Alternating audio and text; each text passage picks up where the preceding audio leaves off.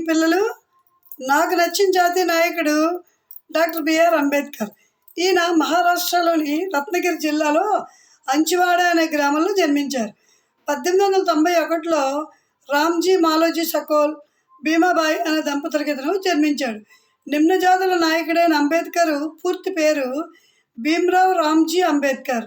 1907లో matriculation పరీక్షలో ఉత్తీర్ణుడై బరోడా మహారాజు వారు ఇచ్చిన ఉపకార వేతనంతో ఉన్నత విద్యను అభ్యసించాడు.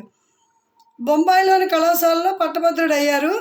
గైక్వార్ నుంచి ఉపకార వేతనం పొంది అమెరికాకు వెళ్ళి అక్కడ కొలంబియా యూనివర్సిటీలో ఎంఏ డిగ్రీని పొందారు. తర్వాత లా కోర్సును పూర్తి చేసి బొంబాయిలో న్యాయవాదిగా స్థిరపడ్డారు.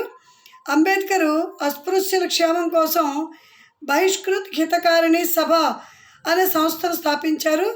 బహిష్కృత భారత్ పేరుతో మరాఠీ భాషలో ఒక పత్రికను కూడా ప్రారంభించారు.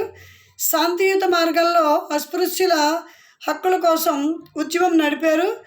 జాతీయవేత్తగా లండన్లో జరిగిన రౌండ్ టేబుల్ సమావేశాలకు ఇతను హాజరయ్యారు. స్వతంత్ర భారతదేశంలో జవహర్లాల్ నెహ్రూ నాయకత్వంలో న్యాయశాఖ మంత్రిగా ఈయన పనిచేశారు. మన రాజ్యాంగాన్ని రచించారు.